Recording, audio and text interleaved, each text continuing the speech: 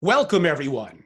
I'm Angelo Robles to Angelo Robles' Effective Family Office podcast, where I look to distill the best practices and best ideas of the world's most successful families and their family offices. I hope to provide thought-provoking opinions and feature amazing thought leaders to our listeners of the podcast with an eye towards the future of the family office. Today's podcast, you know it's a great guest when his name makes the titling of the podcast. It's Anthony Scaramucci on politics, the economy, and investing. Anthony Scaramucci is the founder and co-managing partner of Skybridge Capital. He is the author of 4 books, including a Wall Street Journal bestseller, that being called Hopping Over the Rabbit Hole and Trump, the Blue Collar President. Other books include The Little Book of Hedge Funds and Goodbye Gordon Gekko. Prior to founding Skybridge in 2005, Anthony co-founded investment partnership Oscar Capital Management, which he sold to Neuberger Berman in 2001. Earlier, he was vice president at Private Wealth Management at Goldman Sachs. In 2016, Anthony ranked number 85 in Worth's magazine Power 100, the 100 most powerful people in global finance. In 2011, he received the Ernst & Young Entrepreneur of the Year award. In November of 16, he was named by President-elect Trump to the 16-person Presidential Transition Team Executive Committee.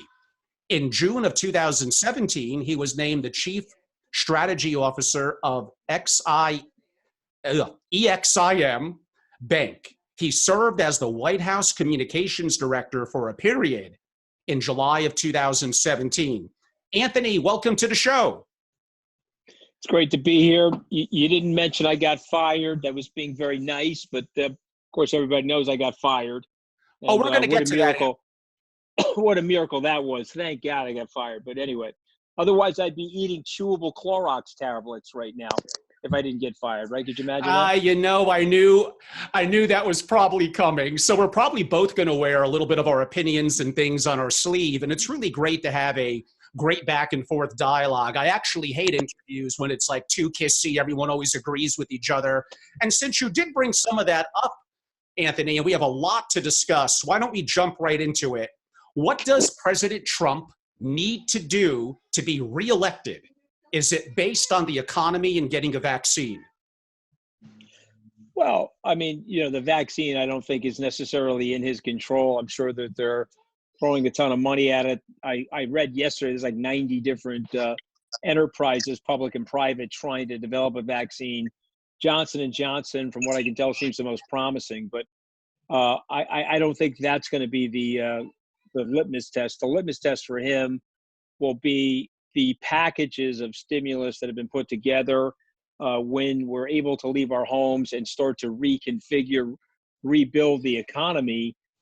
How will he be measured? And so if we're here and the Delta is positive leading into October, everybody on this podcast knows that a presidential campaign is a marketing contest. And so like President Trump or dislike President Trump, let's stipulate that he's a fairly capable marketer. He knows how to create commotion and activity and attention around himself.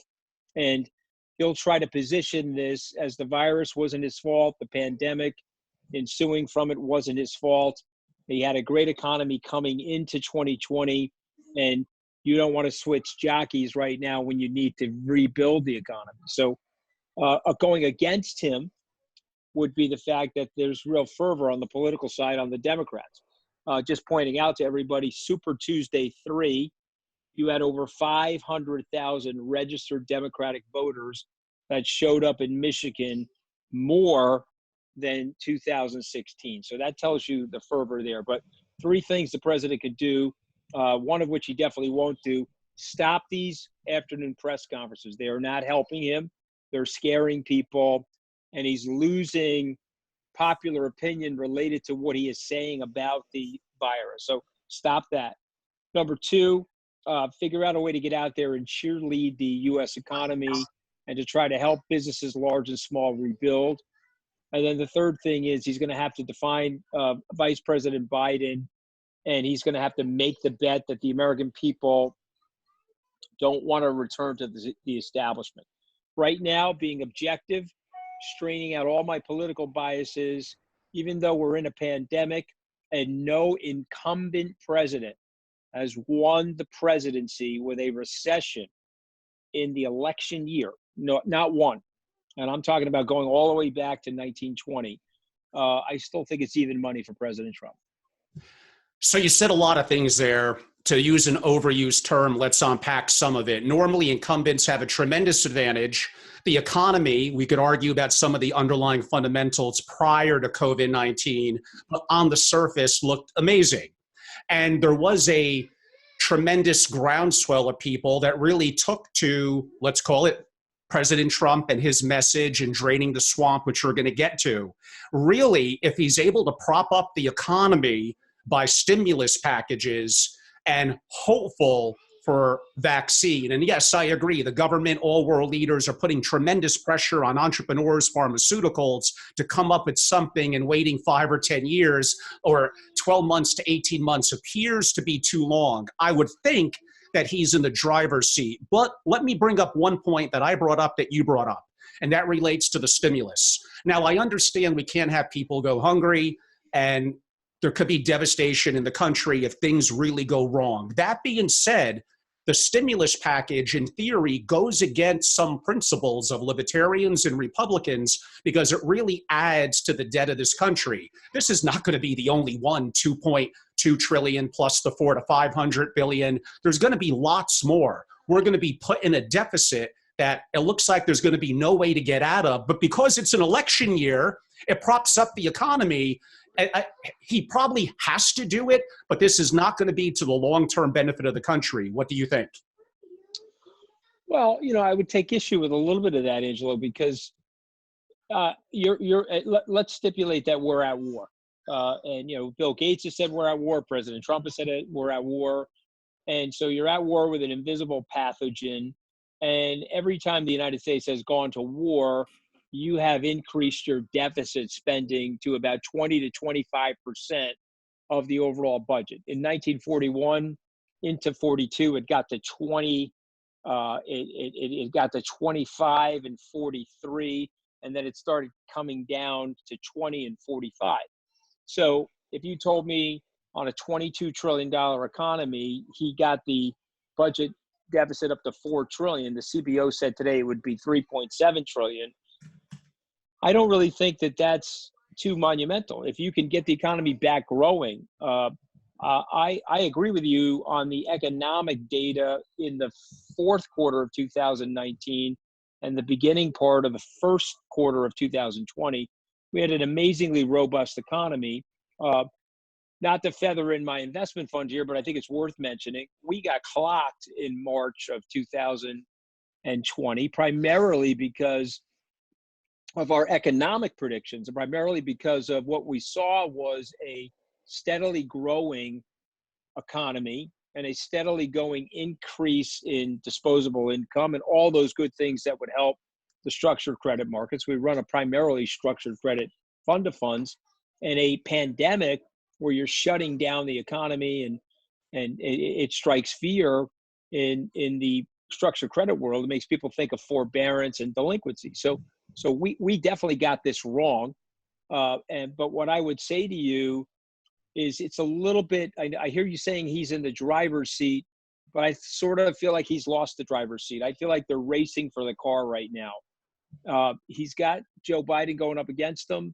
That's probably a good thing for him because Vice President Biden seems to be moving slowly here, staying in his basement, doing interviews from his basement. Probably not the best idea. I mean, he should get a ready cam and at least get on the front lawn or something. I don't think that sort of staleness is going to work. Remember, these things are marketing competitions, and so President Trump is definitely in the driver's seat there, but he's not in the driver's seat as it relates to approval ratings. He's not in the driver's seat as it relates to his style. 69% of the American people, when surveyed by Axios, the online political sort of blogging website and journalistic site, 69% of the people in the United States don't like his demeanor, his personality style, his use of Twitter. Of those 69%, though, there's 11 or 12% of them that are willing to hold their nose and vote for him. And so if you look at his numbers, his internal poll numbers are not good right now. But I say this about President Trump. He is the magician. He's the sort of zombie that can turn into Jon Snow at the last minute, to use a great Game of Thrones analogy. I watched him when I was on his campaign go from the Access Hollywood tape, which was October 7th, 2016, to the election on November the 8th, one short month later, and he was down 10 or 15 points right after the tape, and he closed the gap very, very steadily. So it should be a election about the incumbent, and it should be for Trump or against Trump, like it was for President Obama or against President Obama, should say President Trump. But now, because of the situation and the recession, some of that's going to stick to him. And I'm not saying it's fair, but what happens in American politics, and it also happens in the world, we have things happen to us situationally that we personalize. And so it was George Herbert Walker Bush's recession. It was Bill Clinton's recovery. And that's sort of the way it goes. The economy's moving cyclically or through an up and down cycle one way or the other, but our politicians like to claim credit for it when it's going up. And so things get personalized onto them up or down. So again, for me, I think it's even money. I wouldn't be betting against President Trump, knowing him the way I know him. But the flip side is it may take a while to get the economy started. But I don't think having a deficit of 18% of the overall economic output of the United States in a war like the war we're fighting right now is egregious. And I'm very confident we'll be able to right size that and ultimately pay it back. That's very optimistic, but you may be right. Digging into that a little bit further, likely airlines are going to need a bailout. Other type of organizations. Could I make the argument that one, that's not really the Republican way per se, but by bailing out with trillions of dollars because of mismanagement, they didn't have enough cash reserves, their planes are not going to magically disappear. Let the companies go under, buy them out of bankruptcy with proper management, and have them move forward more applicably with more prudent management. Now, yeah, you could certainly argue this came out of nowhere. It was kind of a black swan. It wasn't a financial, well, it was a little bit if they didn't have enough cash reserves.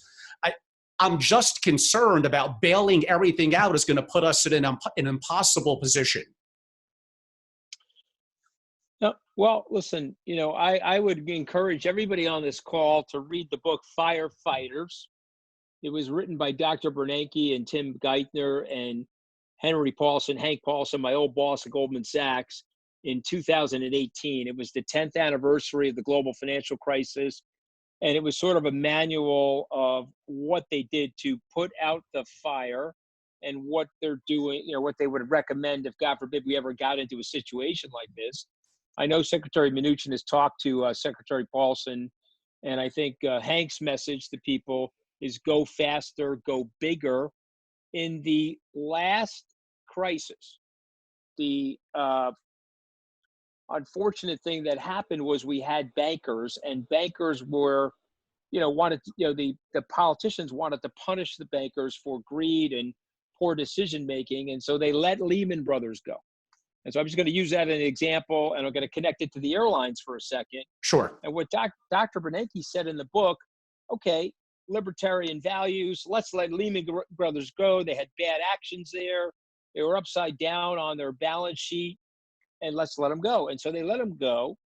And it did have that libertarian effect of punishing people for bad actions, but it reverberated through the economy. And what Dr. Bernanke said is it cost the economy at that time about 5% on the unemployment. And so I think as a policy person, and as really somebody that is not trying to be too philosophically political and not searching for the left answer or the right-leaning answer, but what's right or wrong, I'm worried about how connected we all are right now. And I'm worried about those sorts of bankruptcies being unbelievably disruptive at a time when we need to scale out of this thing. I just want to make one other point. Everybody on this call, we have to deal with the world the way it is, not the way we want it to be, not the way it ought to be. I think the word ought is worse in some cases than most four-letter words. And in 1979, the People's Republic of China began their reforms, and they started to create a governmental platform where capitalists could put their businesses on top of that platform. And there was a great intersection between the government and the capitalist model that led to the growth. Now, we can argue about the currency, we can argue about the World Trade Organization and all that other stuff, but we have witnessed in the last 50 years an interweaving of the government with the free enterprise system. Now, the United States wants to pretend that we did not do that here in the United States, but we actually have. We did it in 2008. We did it again in 2001 after 9/11. You're old enough, I'm old enough to remember the long-term capital management crisis, which was a precursor to 2008. The government had to come in and manipulate the system to protect it from a seizure. You went from 1998 to 2008. Those were dress rehearsals for the COVID-19 crisis. And so I hear what you're saying, but I'm telling you, based on my life experience, based on what I know about Washington, I got my ass kicked in Washington. I mean, who's kidding who? But I did get an 11-day PhD in how things operate. And I will tell you right now, letting those businesses go, you're in the fog of war. And what Churchill once said about war, once you take a step forward into the war, your plans are X, but the other 26 letters of the alphabet start happening to you in very unpredictable ways. So I would like to see the airlines bailed out. And I like the small business program. And I also think you actually need more helicoptering of money. You could go to CNN.com and read my stimulus proposal, which was 3.2 trillion. They're at 2.7 trillion now. When you opened up the podcast, you said they're likely going to go higher. I believe they have to. They just don't have enough. They don't have enough helicopter money in the equation for middle income and lower middle income people. Now we can argue, well, we're all libertarian. Let's let everybody starve. Let's shut down every one of these businesses. Let's knock every restaurant out of business, and let's let the airlines fail, and they'll get reconstituted. The planes will get back in the air somehow. But that level of friction and that level of transition, I don't think it's something that we could politically stomach. I don't think it's something our social contract is ready to stomach. And so for those reasons, I don't think it's going to happen. And the last point I'll make is the 10-year was about 60, 58, 62 when I came out of the podcast. And so at 60 basis points, you can finance this stuff right now. And I would prefer we do that than create a greater calamity than the one we're currently living with. You bring up a good point on the interest rates, and certainly that could be a little bit, I'll give a little bit there, it could be a little bit of a silver lining. You mentioned something that I was going to bring up. I think Joe Biden is a eloquent man. I think there's many aspects about him as a person that I'm sure are wonderful. He just doesn't feel to me like a president. And I think against someone like Trump, who is great at speaking and debating, I think it's no contest. You can make the argument that I agree, he's in his basement sounding too quiet while Trump is on TV every day. Depending on the economy and a vaccine and effectively COVID-19, I can make the argument maybe Biden, because he's not great at some things like this, he might be better off being silent and quiet. But my real question, should he choose Michelle Obama as a running mate? Mm-hmm. Well, I mean, listen, I mean, if that was one of his choices and we were playing rotisserie politicians, of course, and you want him to win, you would want him to choose Michelle Obama because she's a fierce competitor. She's intellectually gifted. She's arguably, remember, I went to law school with her and with President Obama. Michelle Obama and I are the same exact age. She skipped 2 grades in high school. She got to Princeton at 16. She graduated at 20. And she graduated from Harvard Law School at the age of 23. And so even though her and I are the exact same age, she got out of Harvard Law School 2 years ahead of me. And she is a very tough, very smart, formidable competitor. And so if he put her on the ticket, she would accelerate and she would excel in campaigning. And I think that would be hard for the president. And I take your point. He did a very good job debating last time.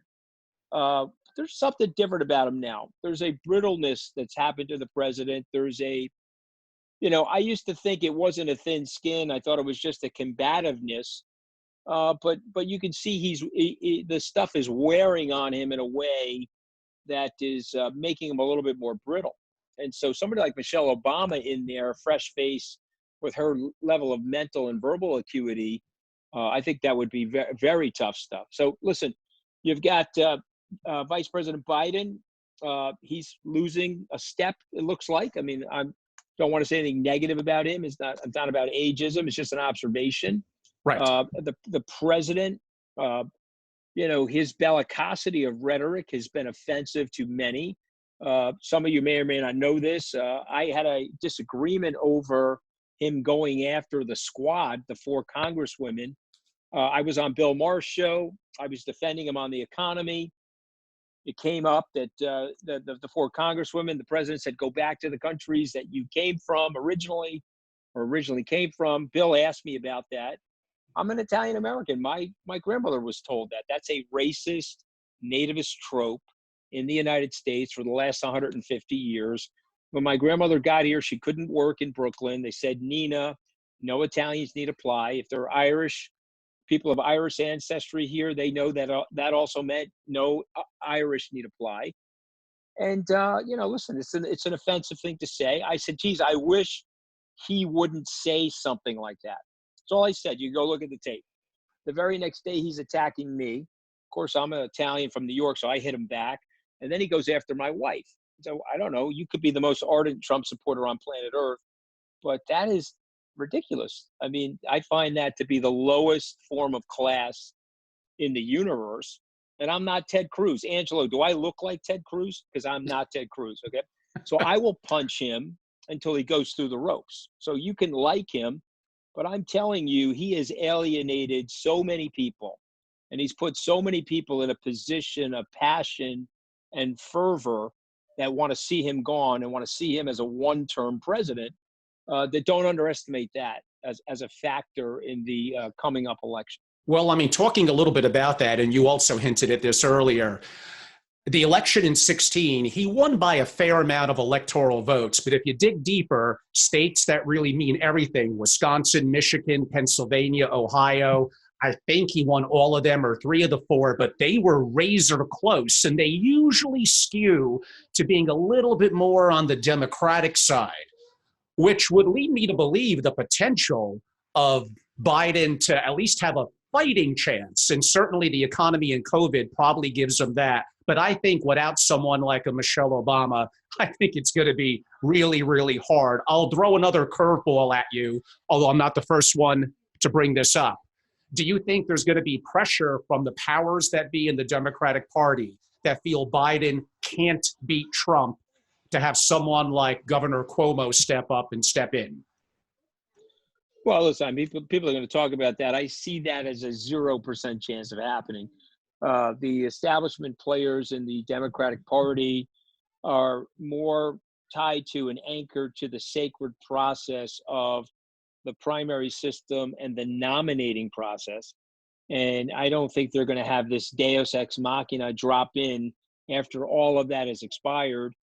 Vice President Biden won that fairly, and he's the candidate. So people will say, well, he may not be the best candidate to beat President Trump. He may be. But again, and it's worth repeating, when you have an incumbent, it's usually a vote for or against the incumbent. It has less to do with the opposition candidate. And so in the Reagan 1980 election, in that debate, all Ronald Reagan said was, are you better off than you were 4 years ago? The polls were tight. It still looked like at that moment that Jimmy Carter was going to win, and they lost. And so, you could see that narrative coming up in November. Are we better off? Are you better off? Has he helped the nation's alliances? Has he made us stronger? Has he hurt or helped the soft and hard power of the United States over the last 4 years? And there's a lot of people who are in their houses right now that have economic anxiety. And when a nation like ours has economic anxiety, it usually switches jockeys.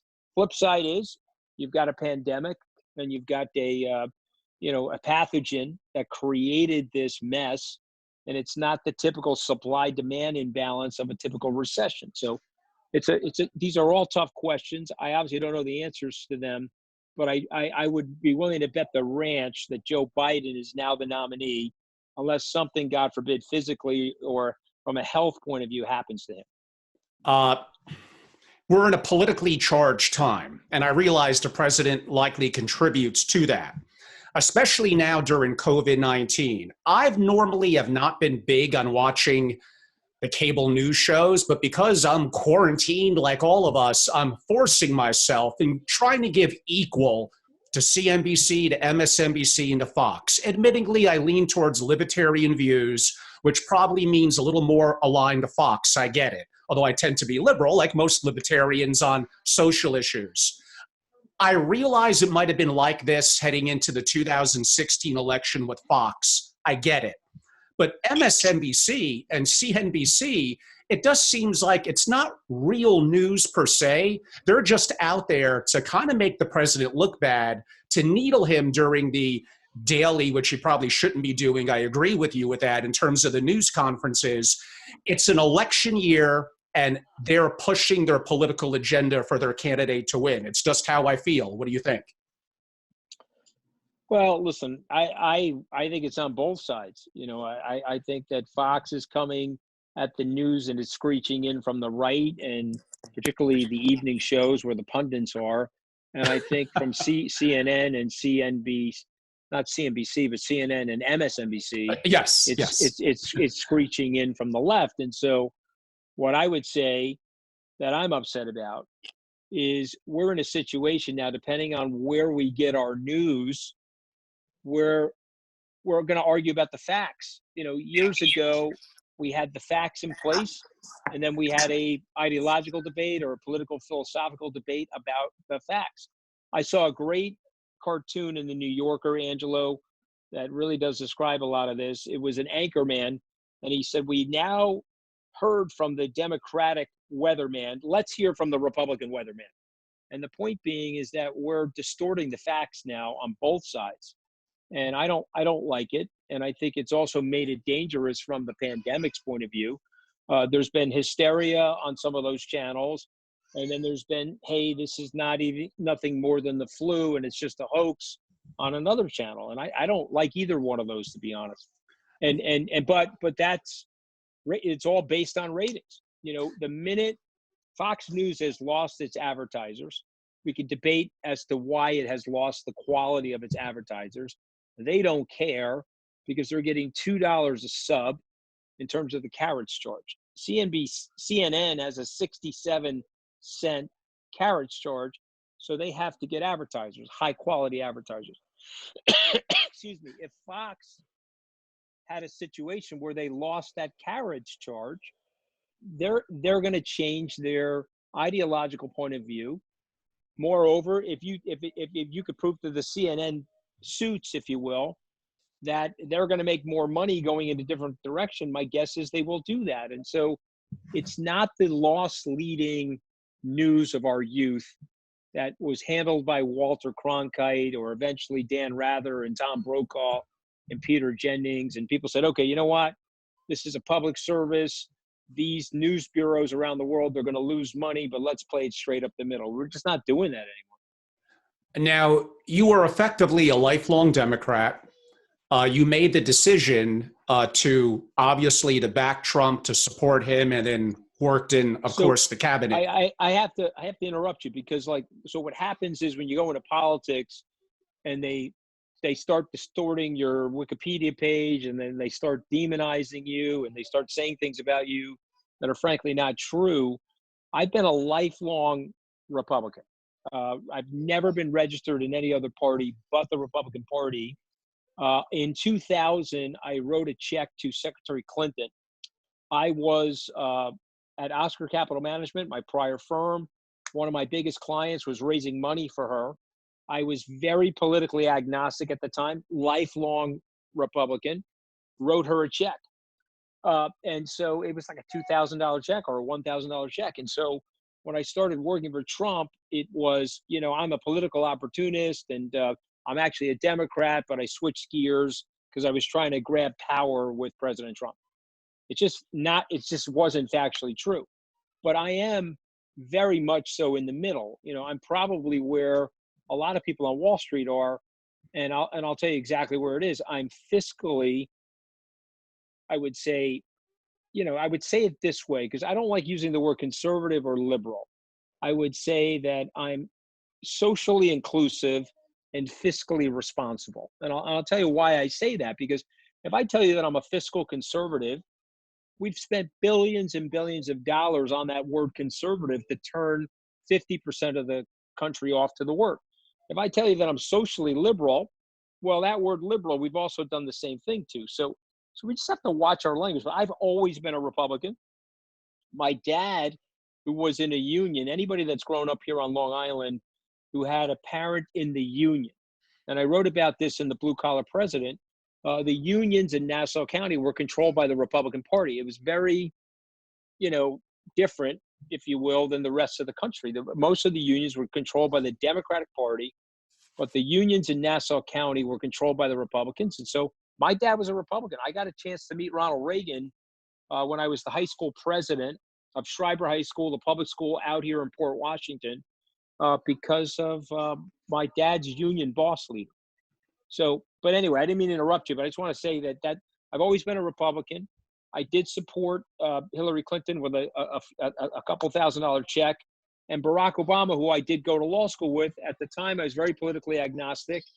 And I'll tell you something that's laughable right now. I said at age 43, when I wrote him a check, I said, wow, this is the first guy that I know, and this will probably be the only person I know personally that's going to go on to be the president of the United States. Little did I know that wasn't going to be the case.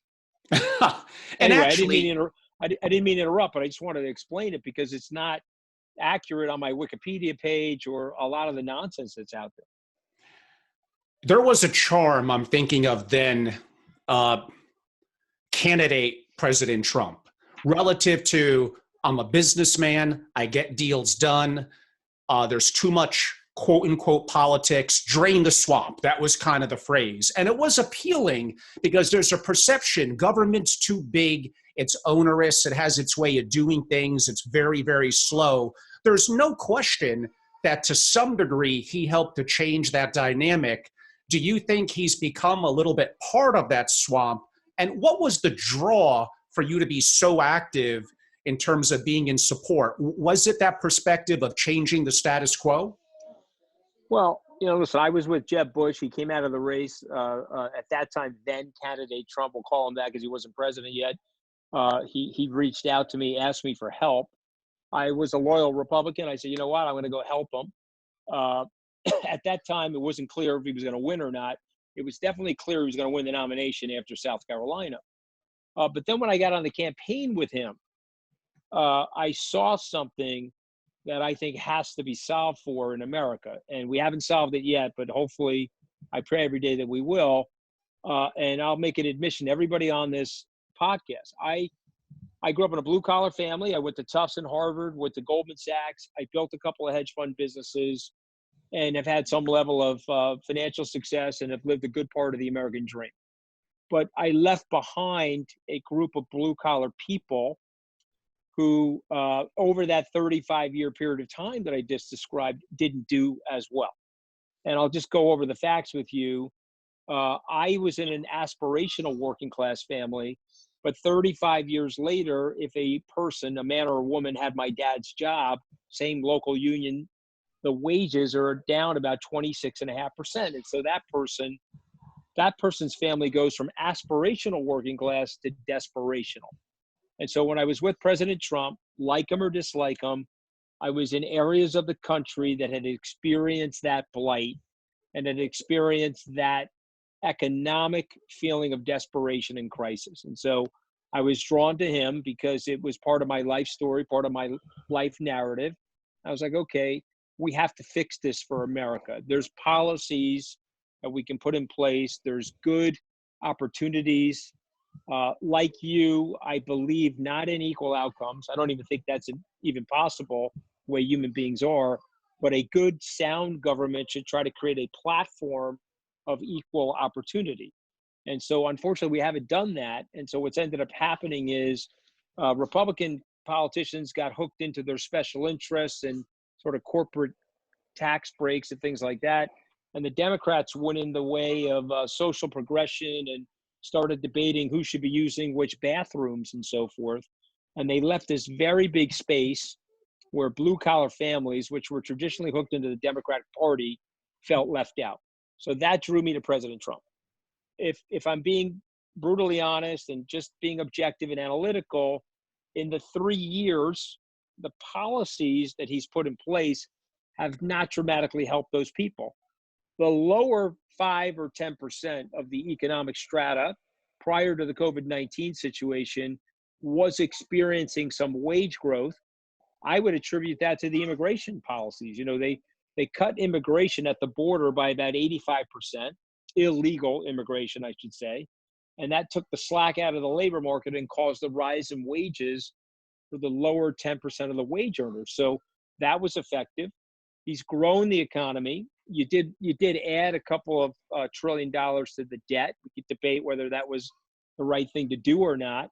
The tax cuts, which we all thought needed to be, from a policy point of view, a economic rent that went into the company and then got spent in capital equipment or spent in rebuilding infrastructure, ended up in share repurchases and dividends. IBM in the last 10 years bought back $120 billion of its stock, yet today it has a market cap of $105 billion. So we could debate whether that was a good move or not. For the executives that were running IBM, it was a very good move because it was creating a floor for their options as they were peeling off their options to create their compensation. So listen, these are very complex problems. There's no way we're going to be able to analyze each one and get everything right in a society. That's not the goal, I don't think. But the goal should be, there are some basics that have to happen. We have to have equal opportunity. We have to have some level of an equal playing field. Libertarians, when they really understand what Andrew Yang is saying, it's a pretty neat idea. It's more capitalistic than it is socialistic. Prima facie, it sounds very socialistic. Everybody gets a little bit of money, and everybody gets a little bit of health care. But if you step back and look at it, it is the highest maximum way to create the most individuation in a society. If everybody's got a platform that they can operate off of, then they can go out and fully express themselves as individuals, and that's what libertarians want. So we're going to have to fix this, and people may not like what I'm going to say, but you know what? It's going to happen. So be prepared for it. The healthcare system in the United States is broken. You're not going to be surprised by these numbers, but I was surprised by them. You only have 1 million hospital beds in the U.S. So just think of that. You have 341 million people. That's the 331 million Americans, 10 million undocumented Americans or undocumented immigrants, and you only have 1 million hospital beds, and 300,000 of them are for intensive care. It's not enough, particularly if you're going to have another wave of pandemic. And so also the weakest link is going to affect the person that has the Cadillac healthcare as well, because they could have the COVID and they could give you the COVID, whether you have the best healthcare program or you don't. So we have to figure out a way to marshal our resources more effectively for the whole society. Anthony, is President Trump the same person that you know in person as we see him as on TV? Well, no. I think he's, again, to be fair to him, he gets a little bit of a bum rap due to some of the showmanship and some of the antics that he's perpetuating on television or at his rallies. Somebody asked me a really good question. It was actually a European television station last week, if I thought the president was a warmonger. And I said, actually, no, I think he's the least warmongering. He says some ridiculous things on Twitter, and he says some ridiculous things in the press. But at the end of the day, I've seen him in situations where he's very thoughtful, very contemplative. I mean, this is, it feels like 500 years ago, but when Soleimani, when they rocketed him and took him off planet Earth, there was a lot of tension in the early part of January where people thought we were going to war. And I would say to you, knowing what I know of President Trump, he's not the guy that wants to go to war. He probably made that decision for some political reasons and for some national security reasons, but I'm sure he breathed a sigh of relief that we didn't go full kinetic with Iran. So he's a little different. He's definitely lost something, though, in my opinion, that he had in 2010, 2015, and throughout the campaign in 2016. There's a brittleness now. He used to be able to laugh at things, and even some of those things could have been related to himself. He could laugh at them. He's not doing that anymore. It's just obvious that he's not doing that anymore. Being someone who spent some time, and I realize it was limited, in the White House, and knowing President Trump even pre you being involved in the White House, obviously we all now know of Dr. Fauci. There appears to be an angst between him and the president, and pretty obviously he probably is taking a more scientific, a more slow approach. This takes time, and Trump is worried about re-election, the economy, and let's get a vaccine tomorrow. You probably know what that must feel like for Dr. Fauci. Well, yeah, I mean, I think that this is the issue, and I think this is what the president probably missed, and some historian will go back and look at it. There was a period of time in early February where they came to him, they explained the problem, and they made very strong suggestions about social isolation and distancing, and they wanted him to adopt practices like the practices that took place in South Korea. South Korea has 238 deaths. They have a 51 million population. We have let's call it 340 million population, and we have over 50,000 deaths now. So I think that, there was a mistake made. Now, you have to be very fair-minded. He's the American president. The economy is booming. We've never had a pandemic like this in the U.S. for 100 years. It was, the last one was in 1918. The other two corona-like viruses, SARS and MERS, they got locked up and locked down in Asia before they reached North America to wreak havoc. So I think it's unfair. And again, I'm trying to be as objective as possible. Whatever my personal biases are against President Trump, I would tell you that it would be unfair to say, okay, the American president shutting the economy down February the 8th. Having said that, there was a period of time there where Dr. Fauci went to him and really put pressure on him, and he didn't budge. And it wasn't until the weekend of March 14th and 15th that a couple of business executives that will remain nameless got to him and said, I don't think you understand the level of economic cataclysm and how this is going to hurt your election chances if we have several 100,000 people die from this crisis. And just to give you a heads up, we don't have the hospital beds. And you live here, I live here. I'm good friends with Chris and Andrew Cuomo. There was a period of time here for 2 weeks where we were in a panic about hospital bed capacity related to this disease. So listen, I'm just trying to be fair, but I think that Dr. Fauci, and I would say this about President Trump, I get it. You want to yell fake news once in a while. You can't yell fake science. You can't say that it's going to zero. You can't say those things because they're not true, and you're trying to curve something to a false reality. And so thank God for people like Dr. Fauci, In terms of a little bit more from an economic perspective, I had a phone call with a series of my largest single family offices a couple of days ago, and looking at it as the whole world is being affected by this. As much as we may complain, or I complain about the deficit and likelihood, rising taxes and other negatives, look at the United States as contract law, a big country, an entrepreneurial country, a level of structure and ethics in place, great agriculture, good border neighbors, also surrounded on the east and west coast by water. This is still a safe haven for a large part of the world. Look at wealthy people in Mexico that are actually billionaires looking to come here. Look at people around the world. Look at the demographics of the US, where we're not as old as a China with that one child policy from years ago, in Italy and Japan. There actually are, as much as I may have sounded a little bit negative, there are some barometers that position the United States compared to other world powers very positively moving forward. Well, I agree with that, but I think that I would just push back in the following way and say that the baby boomer leadership of the United States, and again, look at it from a historical perspective, has failed the country. They focused on short-termism, they focused on political expediency, they overpromised in terms of services, and they undertaxed.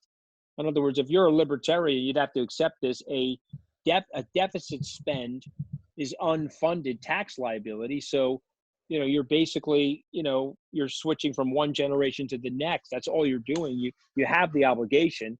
You can decide to monetize it, and therefore you'll lower the living standards of all your citizens. But at some point, it comes home to roost. And so you had a group of people that got the baton passed to them from the greatest generation in the world that set up the post-World War II infrastructure, the Marshall Plan, the organizations that really helped to create global peace and global prosperity post-World War II, all the different acronym organizations.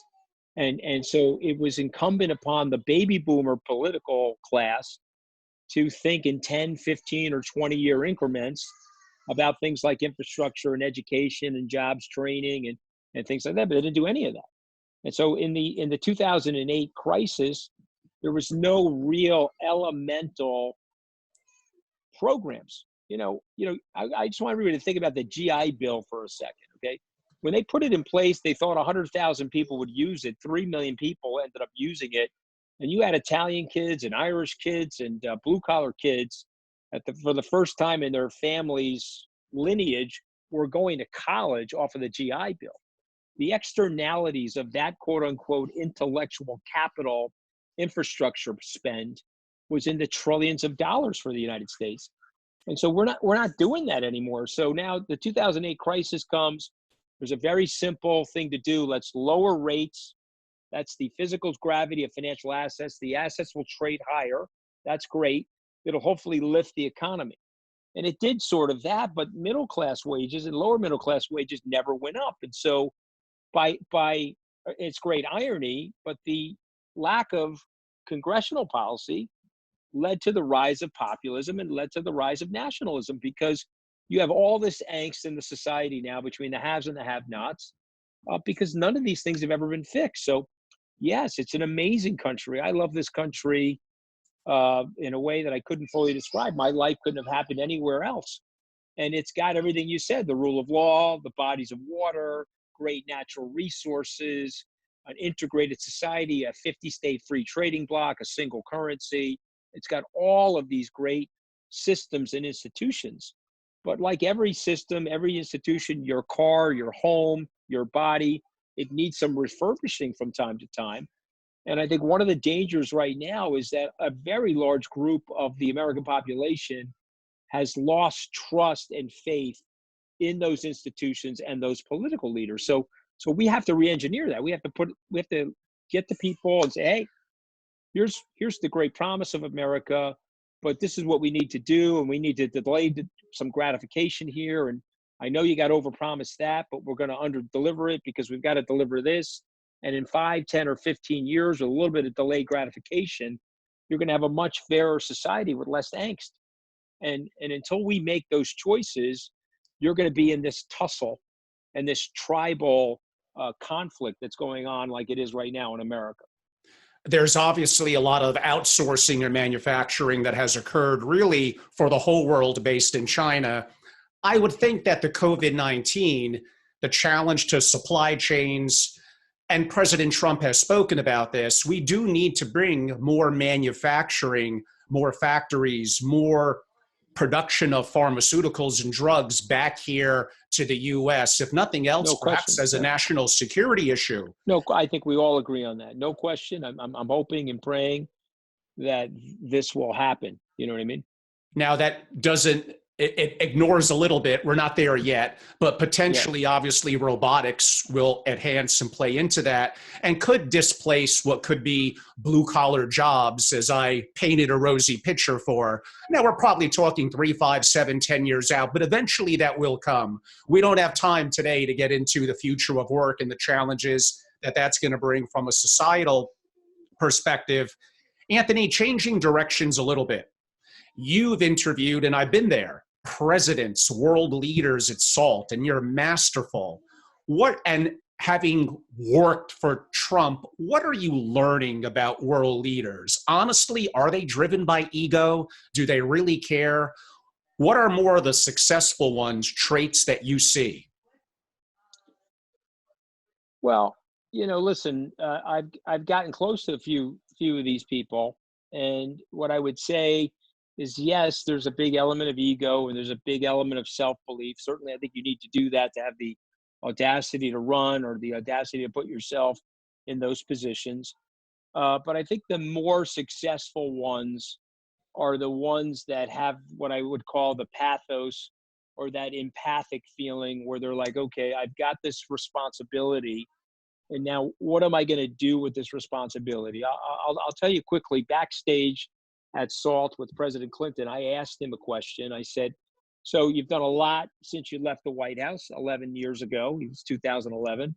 Have you done more for the world since you left the White House, or did you do more for the world while you were president?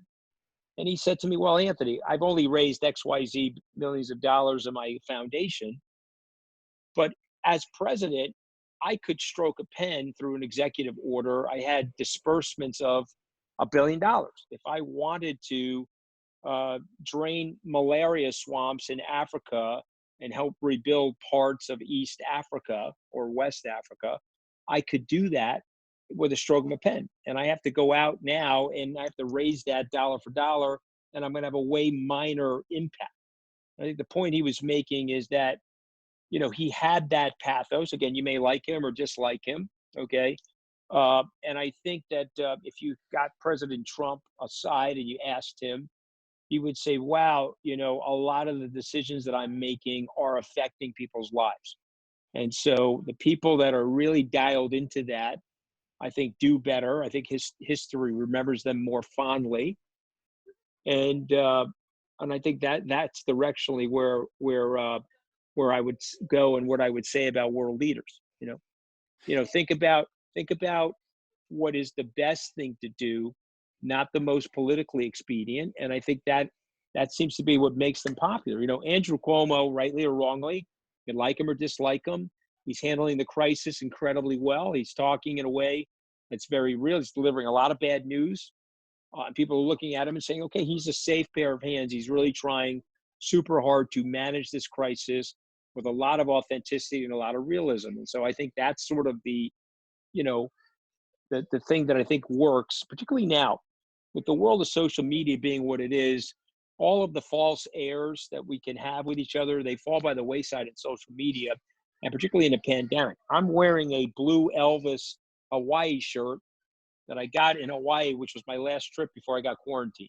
You know, so I think we're down to our street regs, if you will. I think we have to start acting like that towards each other. A little bit about the markets and finance. So COVID-19 comes along, it hits the markets obviously very hard, at its worst, what was it, March 23rd, and been a pretty good, broadly speaking, bounce back, even with more bad news, horrific unemployment. I've been a little surprised actually that it's held up as well as it has. What's your perspective of someone who's been investing for many decades and runs an alternative investments firm broadly about the public markets? Oh, it's liquidity driven. So if the Fed is in there pumping this level of liquidity, Yeah. you could make the argument that the market's ahead of itself. The reason why the bond market is lagging the stock market, in the bond market's 2/3 of the overall market cap of the world, and it's a typically more cautious group of people that are buying bonds relative to stocks. And so the bond market will wait for the liquidity to return and for the natural market forces to return before you start seeing spreads narrow and start to get more into that normal trading patterns. The stock market is a little bit more violent, but it's a lot more liquid, right? And we know that, the bond market doesn't have a New York bond exchange. It's done over a dealer network, and there's a lot of opacity to it. But in the stock market, it's super liquid. The Fed just injected $1.7 billion. Just to let everybody know what that is, they took a $1.5 trillion over 18 months in the last crisis. They put 1.7 trillion in 4 weeks. They're moving 15 times faster with quantitative easing now than they did in 2008, and they're deploying 4 times more of the money. So there's monumental levels of stimulus. We can debate whether we should have them or not, but as a capital manager, I'm looking at this and saying, okay, there's going to be a gigantic boom in the aftermath of this. And I unfortunately have to go because I have another meeting that I have to attend. But I want to say something for everybody, and please do this if you get the chance. Read John Berry's book, The Great Influenza, about the 1918 pandemic, because in the pandemic of 1918, no stimulus, 45 million people killed globally, and yet you had an economic boom after it was over. There was a tremendous amount of pent-up consumerism, and you rolled from that to the end of the First World War and into the Roaring '20s. So there's lots of reasons to be optimistic here on a number of different levels. Anthony, I'm going to let you go. I had more finance questions, but we could save that to the next time. I apologize. I'm happy to come back. If you invite me back, I'm happy to come back. Unfortunately, my assistant scheduled me to 4 o'clock, and they're beeping and yelling at me right now. And we're a couple of minutes late. You could exit. I'm going to do a close with my audience, and very much look forward next time. I appreciate it. Thank you. To success, and can't wait for SALT next year. I'm gonna tell my agent though that he didn't have any hair and makeup for me. That was part of my contract. So just want to make sure I'll be lodging that complaint when this is over. I understand. All right. Thank you, Anthony. Have a great weekend. All right. God bless Thank you. Bye-bye. And for my audience, we had a significant live audience today. I do have to do a little bit of a proper wrap-up relative to our podcast. So first of all, I'd like to thank Anthony Scaramucci, who was an amazing guest. It was a lot of fun. We obviously don't agree on everything, but hey, that makes it a better podcast. It was wonderful to have a significant live audience today. I wish we had about 20 more minutes for a deeper dive into alternative investments and finance and opportunity zones and so much more. But as Anthony noted, that we'll have to wait till next time. Everyone, I'm Angelo Robles. I'm the host of Angelo Robles' Effective Family Office podcast and the founder and CEO at Family Office Association. We're a membership organization dedicated to the interest of successful families and their single family offices. We do a significant amount of proprietary content and host events all over the world. Physical events are a bit on hold at the moment, but we've been incredibly active, effectively doing daily online video meetings for our members of Family Office Association and launching many new initiatives. You have to adapt. We're becoming more digital. I'm not saying it's all great. We're learning along the way, but it's been a very, very exciting time for us to get creative. Maybe we were getting a little stale, and this is an opportunity for us to recreate ourselves. So thank you all for being part of the podcast. Those that were listening in live, very much look forward to the next time. I could be reached at familyofficeassociation.com, angelorobles.com, or many areas in social media. Instagram, that's Family Office Association, Twitter, LinkedIn, which is probably my most significant. And lately, with all our videos, YouTube, we're very simply on Family Office. Thank you all so much. Have a great day and enjoy your weekend. Thank you.